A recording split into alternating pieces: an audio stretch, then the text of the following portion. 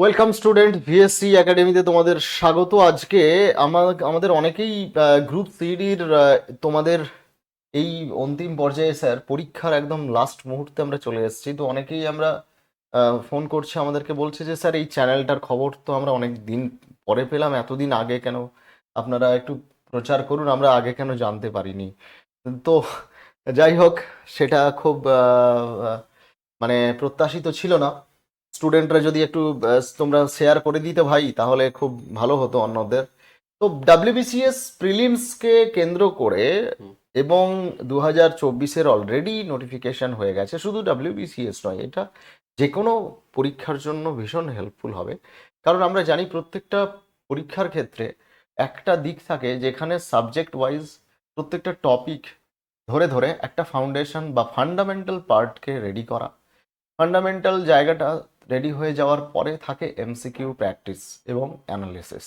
তো বিভিন্ন এমসিকিউ যেগুলো বিভিন্ন all state PSC, all state PSC বলতে আমরা মেইন করতে চাইছি এসি ক্লার্কশিপ মিসলেনিয়াস রয়েছে, একদম। ডাব্লিউবিসিএস রয়েছে, এবং এটা নিয়ে মানে এর যে আর অন্যান্য পার্ট এসএসসির অনেকগুলো কিন্তু স্টাফ সিলেকশনের যে পার্টটা রয়েছে সেখানেও কিন্তু জিকের পার্ট রয়েছে, ইংলিশ পার্ট রয়েছে, ম্যাথমেটিক্স রয়েছে। হ্যাঁ, এবারে কোথাও কোথাও তার লেভেলটা হয়তো চেঞ্জ হয়েছে, কিন্তু ফান্ডামেন্টাল দিকটা সেটা কিন্তু প্রায় সবাই সমান, এবং সেটা কমপ্লিট করতেই হয় প্রত্যেকেরই। যারা এক্সামিনি যারা যারা ক্যান্ডিডেটস রয়েছে তারা নিশ্চয়ই প্রথমে এটা প্রত্যেকে ক্লিয়ার করবেন, মানে যার যেখানে সমস্যা রয়েছে এগুলো চ্যাপ্টার ওয়াইজ সাবজেক্টগুলোকে ক্লিয়ার করে দেওয়া দরকার সিলেবাস অনুযায়ী। এবং ডিয়ার স্টুডেন্টস, তোমরা জানলে খুশি হবে যে আমরা এই যে বেঞ্চমার্ক সিরিজে যে প্রশ্নগুলো নিয়ে আসছি তার মধ্যে থাকছে বিভিন্ন রাজ্যের স্টেট পিএসসিতে আসা প্রশ্ন, সেটা সাবজেক্ট ধরে ধরে। তো অলরেডি তোমরা, আমি একদম ডিজিটাল বোর্ডে দেখো, এই প্লে লিস্টটাকে দেখাচ্ছি WBCS benchmark 10K MCQ series, যেখানে আমাদের অলরেডি তোমরা দেখতে পাচ্ছ এক একটা ক্লাসের ডিউরেশন দেখে নাও ভাই, 2 ঘন্টা 56 মিনিট, 2 ঘন্টা 3 মিনিট প্লাস 500 এমসিকিউ ওখানে 500 এমসিকিউ, 6 ঘন্টা 40 মিনিট 23 সেকেন্ড, হ্যাঁ, 2 ঘন্টা 19 মিনিট, জিওগ্রাফি, প্রায় 3 ঘন্টা পার্থ স্যারের ক্লাস দেখতে ইংলিশ পাচ্ছ রয়েছে। এখানে। তো এইভাবে তোমরা যদি দেখতে থাকো, তাহলে দেখতে পাবে যে আমাদের এরকম করে সব সাবজেক্টেরই 60টা হয়েছে। সব সাবজেক্টেরই class, 60 classes already done, 60 classes already done ভাই।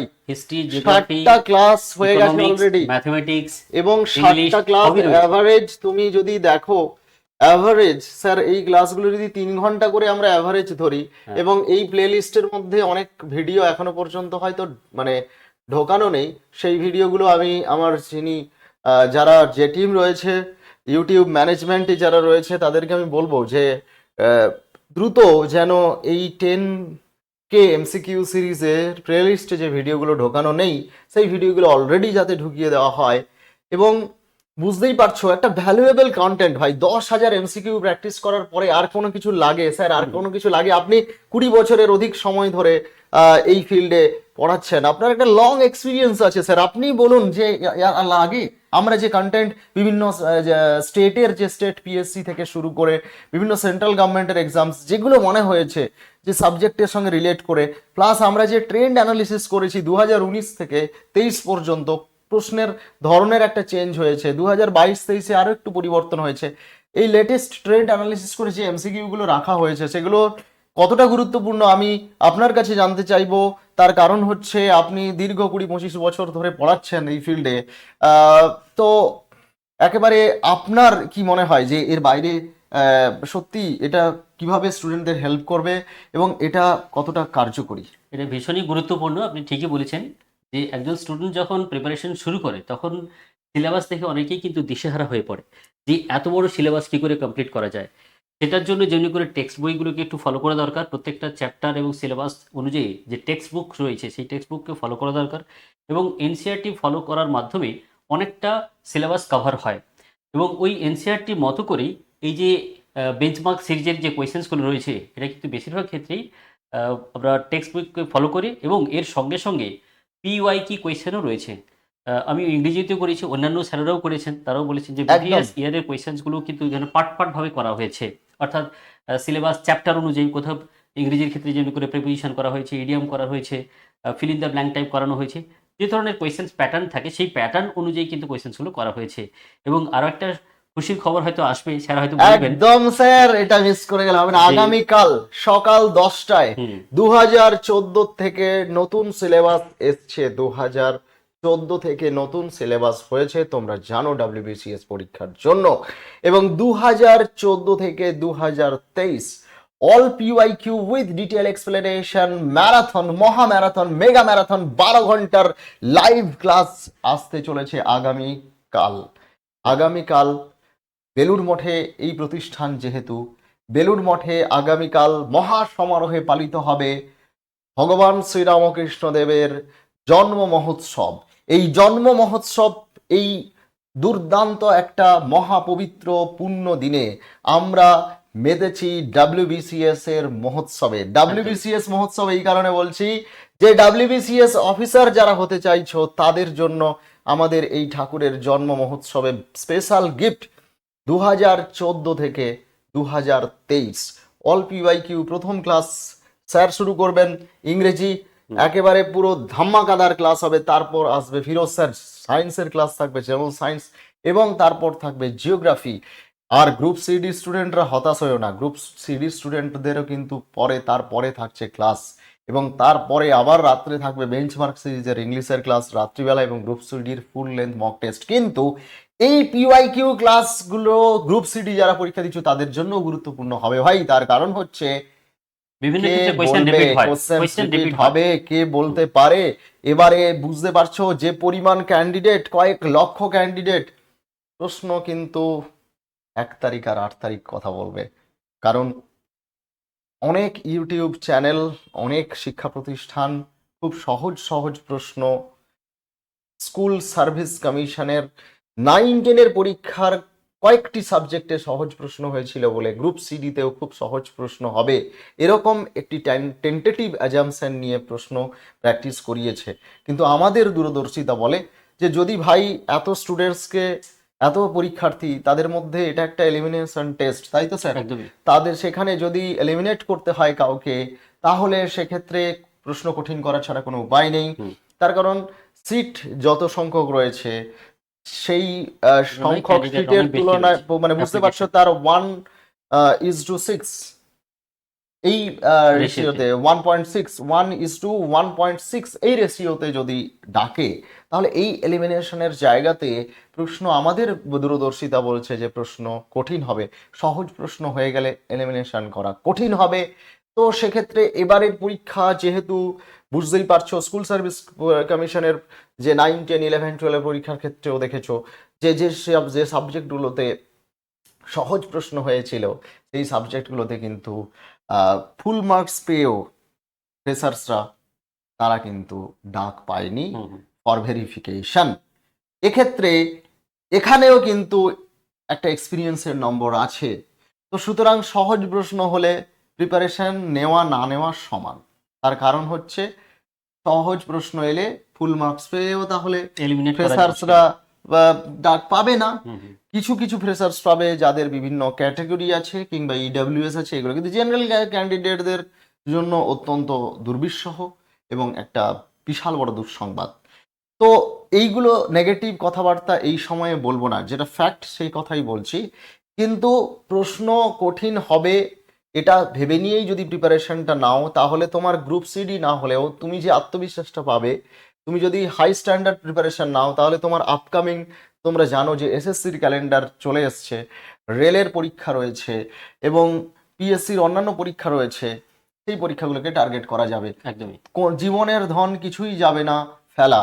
সুতরাং প্রিপারেশন যদি ঠিকঠাক হয়, গ্রুপ সিডি না হোক, অন্যান্য পরীক্ষার জন্য তুমি কিন্তু তৈরি হয়ে গেলে। এবং এই পরীক্ষাটা যদি তোমার সিরিয়াসলি প্রিপারেশন থাকে, একটা সুবিধা তোমার হবে, তুমি আপার প্রাইমারির জন্য কিন্তু অ্যাডভান্টেজ পাবে তোমার সোশ্যাল স্টাডিজের ক্ষেত্রে, তাই তো স্যার? একদমই। একদমই। তাই বেঞ্চমার্ক সিরিজের আমাদের যে পরিকল্পনা, এবং অলরেডি আমরা যেভাবে শুরু করেছিলাম, গ্রুপ সিডির ঢেউ চলছে, সবাই গ্রুপ সিডির ফ্লোতে এগিয়ে গেছে, কিন্তু আমরা গ্রুপ সিডিও চালিয়েছি।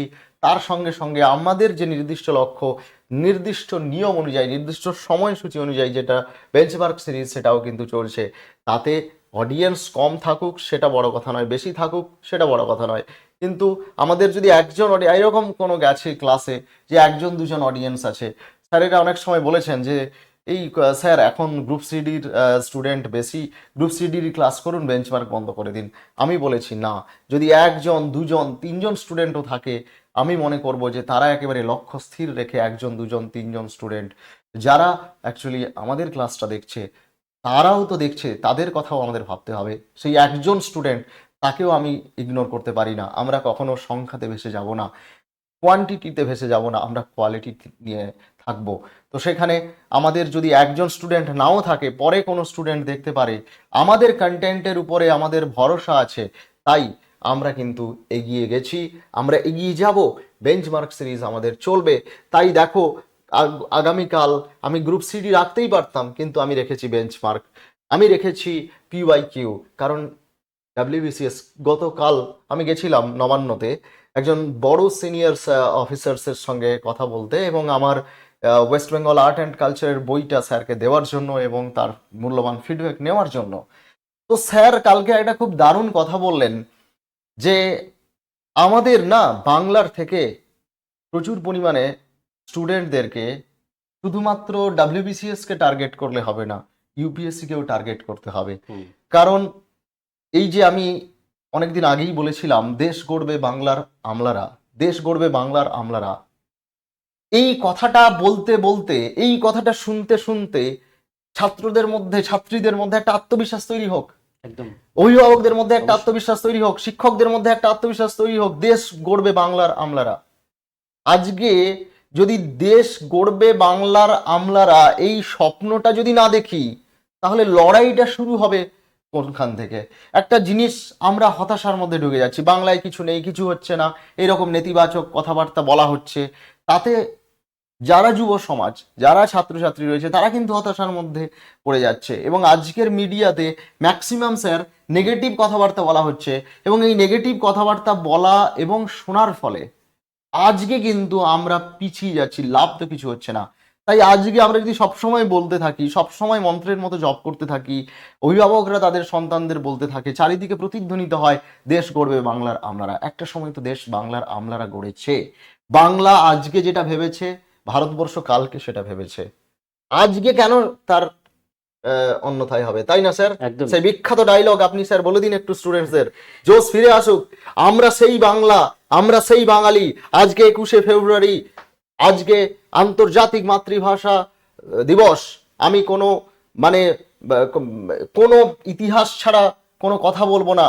আজকের দিনটাকে যদি আমরা স্মরণ করি, তাহলে দেখতে পাবো শুধু ভাষার জন্য লড়াই করে কত মানুষ শহীদ হয়েছে। বাংলা ভাষা, বাঙালি অস্মিতা, বাংলার গর্ব এবং বাংলার গৌরবোজ্জ্বল অধ্যায়, সেটা কখনো ম্লান হওয়ার নয়। বাঙালি যদি চায়, সারা বিশ্বতে আলোড়ন ফেলতে পারে। বাঙালি চাইলে সারা বিশ্বের মধ্যে বাঙালি একেবারে বিশ্বের মধ্যে সর্বোচ্চ স্থানে পৌঁছাতে পারে। সেটা রবীন্দ্রনাথ দেখিয়ে গেছেন, অমর্ত্য সেন দেখিয়ে গেছেন, আরো অনেক বাঙালি দেখিয়ে গেছেন। নোবেল এসছে আমাদের, অভিজিৎ বিনায়ক বন্দ্যোপাধ্যায় দেখিয়ে দিয়েছেন আমাদের। দেখো ভাই, ইন্ডিয়া থেকে কটা নোবেল, তার মধ্যে বাংলা থেকে কটা নোবেল, ভাই বলো, ভাই বলো। এখনো যে বাংলা কিছু নেই, বাংলা কিছু পারবে না, তাহলে সিভিল সার্ভিসে পারবে না, এটা হতে পারে? আজকে যদি তুমি তাকিয়ে দেখো রিসার্চের ক্ষেত্রে, আজকে যদি তুমি তাকিয়ে দেখো মেডিকেল সায়েন্সের ক্ষেত্রে, সব জায়গাতে বাঙালিরা। আজকে তোমরা এইটুকু কেন বিশ্বাস করতে পারছো যে সিভিল সার্ভিসের ক্ষেত্রে বাঙালিরা পিছিয়ে থাকবে? কেন পিছিয়ে থাকবে? আমাদের মধ্যে একটা অহেতুক ভয় তৈরি করা হয়েছে যে সিভিল সার্ভিস মানে অনেক সাবজেক্ট পড়তে হয়, অনেক কঠিন, অহেতুক ভীতি তৈরি করা হয়েছে। কালকে আমি ন্যাশনাল লাইব্রেরিতে গেছিলাম, কথা যখন হচ্ছে, স্যার আরেকটু কথা বলার সুযোগ দেওয়া হোক আমাকে, আপনার ক্লাস আছে স্যার। না, ঠিক আছে। আমি কালকে ন্যাশনাল লাইব্রেরিতে গেছিলাম, আমার সঙ্গে কৌস্তব গেছিল, নবান্নতেও গেছিল, ন্যাশনাল লাইব্রেরিতেও গেছিল। কালকে দিনটাকে আমি একেবারে পুরো ইউটিলাইজ করেছি ভীষণভাবে। ন্যাশনাল লাইব্রেরিতে খুব বড় অফিসার এবং কয়েকজন লাইব্রেরি অফিসার এবং তার সঙ্গে আরো অফিসার ছিলেন। আমি যখন বইটা দিলাম এবং ন্যাশনাল লাইব্রেরিতে বইটি ডিসপ্লেতে রাখা হয়েছে এবং ক্যাটালগে রাখা হয়েছে, লাইব্রেরিতে রাখা হয়েছে, ওনারা একটা কথা খুব ভালো বললেন এমটিএস থেকে আমরা নিজেরা অবজার্ভ করছি, এটা তোমরা জানলে খুশি হবে, এমটিএস মানে ওখানে তো এমটিএস দিয়ে অনেক মাল্টিটাস্কিং স্টাফ নিয়োগ হয় ন্যাশনাল লাইব্রেরিতে, যারা এমটিএস দিয়ে আসে। এবার সেখান থেকে শুধু ওয়েস্ট বেঙ্গলের ছেলে মেয়েরা আসে না, অল ওভার ইন্ডিয়ার বিভিন্ন জায়গার থেকে আসে। উনি একদম ওনারা এক স্বরে, তার মধ্যে একজন নন বেঙ্গলি অফিসার ছিলেন, বললেন যে এমটিএস দিয়েও এখানে যারা চাকরি করতে আসছে, যে সমস্ত বাঙালি ছেলেরা এমটিএস দিয়ে আসছে, তাদের মেধা, তাদের বুদ্ধি, তাদের ইন্টেলেকচুয়াল অন্যান্য স্টেট থেকে যারা এমটিএস পাস করে আসছে তাদের থেকে অনেক বেটার। এবং এই বাংলা থেকে যারা এমটিএস দিয়ে আসছে তারা এত তাড়াতাড়ি এত সুন্দরভাবে সমস্ত কিছু বুঝে নিচ্ছে, তাদের যেহেতু মেধাটা ভালো রয়েছে। কিন্তু আমাদের অবাক লাগে যে এই সেন্ট্রাল এবং স্টেট ইউপিএসসি বলুন, এসএসসি বলুন, ব্যাংক বলুন, বাঙালি স্টুডেন্টরা কেন কম পরীক্ষা দিচ্ছে এবং কম পাস করছে। স্যার এটাকে একটু এক্সপ্লোর করা যায় না? কালকে এই কথাগুলো না ভীষণভাবে হৃদয়টাকে নাড়িয়ে দিল ভাই, হৃদয়টাকে নাড়িয়ে দিল। আমি আবার যাব পরের সপ্তাহে, আমার ইচ্ছা আছে উনার সঙ্গে একটা পডকাস্ট করার। আমি একটা সময় অ্যাজ এ স্টুডেন্ট হিসাবে ন্যাশনাল লাইব্রেরিতে পড়তে যেতাম, কালকে খুব আবেগতাড়িত হয়ে গেছিলাম। আমাকে সিনিয়র একজন লাইব্রেরিয়ান স্যার ছিলেন, তিনি আমাকে বললেন, চিনতে পেরেছেন, আমি আমার কার্ড নিয়ে গেছিলাম, আমার এই ইয়ারে স্যার কার্ড ছিল আমার, দেখুন ন্যাশনাল লাইব্রেরি কার্ড আমি নিয়ে গেছিলাম। তো একটা স্মৃতিরোমন্থনের ব্যাপার ছিল ভাষা ভবনের রিডিং রুমে। ভাষা ভবনের রিডিং রুমে আমি বলছেন, স্যার বললেন আচ্ছা, মানে সিনিয়র একজন ছিলেন, রিটায়ার করে যাবেন, উনি বললেন যে চলুন স্যার, আজকে আপনার সামনে যে রিডিং রুম থেকে আপনি বইগুলো নিয়ে পড়তেন সেই রিডিং রুমটাতে একবার চলুন, আপনাকে নিয়ে যাই এবং আপনার সামনে বইটা ডিসপ্লে করে দিই। আমার চোখে জল চলে এলো ভাই, আমার বুকের ভেতরটা মোচড় দিয়ে উঠলো। আমি জীবনেও স্বপ্নেও কল্পনা করতে পারিনি। তাই যদি স্বপ্ন দেখো, আজ থেকে সবাই স্বপ্ন দেখো, দেশ গড়বে বাংলার আমলারা, দেশ গড়বে বাংলার আমলারা। আর বিসিএস অফিসার বাংলা থেকে ভুরি ভুরি হবে, অন্য স্টেট থেকে স্টুডেন্টরা এসে বিসিএস কোয়ালিফাই করে চলে যাচ্ছে। আজকে ওয়েস্ট বেঙ্গলের ছেলেরা আদার স্টেট পিএসসি তে, Orissa state PSC, Bihar state PSC, Tripura, Assam state PSC তে জায়গা করে নেবে। শুধু ইউপিএসসি নয়, আদার স্টেটের স্টেট পিএসসি গুলোতে বাংলার ছেলেরা একদিন কাঁপাবে, এই বিশ্বাস আমাদের এখনো রয়েছে। বাংলা শেষ হয়ে যায়নি, বাঙালি শেষ হয়ে যায়নি। আজকে 21 তারিখ আন্তর্জাতিক মাতৃভাষা দিবসে আমি এই কথা বলে গেলাম। এই স্বপ্ন আমার ভুল কোনোদিনই প্রমাণিত হবে না। বাংলা কোনোদিনই মানে এমন জায়গায় পৌঁছে যাবে না যে বাংলাকে নিয়ে লোকে হাসি ঠাট্টা করবে। বাংলা এবং বাঙালি আজও বিশ্বের দরবারে তার জায়গা স্বমহিমায় রাখবে এবং বাংলা সারা বিশ্ব জয় করবে। শুধু বাংলার আমলারা দেশ গড়বে না, বাংলার আমলারা বিশ্ব গড়বে। এত দূর পর্যন্ত আমরা ভাববো। যদি এই ভাবনাটাকে কেউ হাসি ঠাট্টা করতে পারো ভাই, আজকে পৃথিবীতে কেউ বড় কিছু করেছে অথচ বড় কিছু স্বপ্ন দেখেনি, সেটা হতে পারে না। শুধু স্বপ্ন দেখলে হবে না, তার জন্য কাজ করে যেতে হবে। আমরা দিন রাত কাজ করছি, বেঞ্চমার্ক সিরিজ চলছে, অন্যান্য আরো নানান উদ্যোগ ভিএসসি একাডেমি নেবে। আগামী দিনে পথ চলাতে ভিএসসি একাডেমি আরো অনেক অনেক পদক্ষেপ নেবে, যে পদক্ষেপগুলো বাঙালি ভারতবর্ষ তথা বিশ্বের বুকে একটা অন্যতম নজির সৃষ্টি করবে। Best of luck, thank you. সবাই খুব ভালো থাকো, ভালো করে প্রিপারেশন নাও, শুধু প্ল্যানটা তৈরি করো আর নিজেকে স্ট্র্যাটেজিক ওয়েতে নিয়ে চলো, যে কোন দিকে যাবো, এই স্বপ্নটা দেখো, স্বপ্নটা যেন সফল হয়, সেই স্বপ্ন নিয়ে এগোতে থাকো। একদম। আর ভিএসসি একাডেমির যারা দর্শক, তাদের কিন্তু বিশ্ব জয় করতে হবে। একদমই, শুধু বাংলা জয় নয়, ভারত জয় নয়, বিশ্ব জয় করতে হবে এবং তোমরা বিশ্ব জয় করবেই, এইটা মাথায় রেখো। তাহলে স্যার আপনার ক্লাস আছে, আজকে আমরা এখানেই শেষ করি। Thank you, all the best.